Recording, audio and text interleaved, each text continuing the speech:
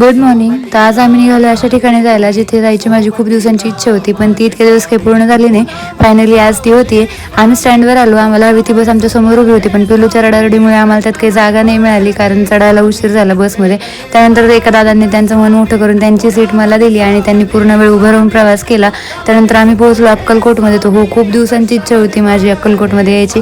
आज मी पहिल्यांदा आले आणि ते म्हणतात ना, स्वामींच्या मनात असेल तर कधीही ते बोलवतात आणि त्याच वेळेला आपलं येणं होतं.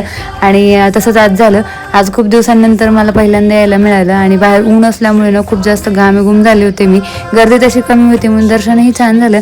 स्वामींना मनोमन एकच प्रार्थना केली की अस्थिर झालेल्या मनाला स्थिरता येऊ द्या.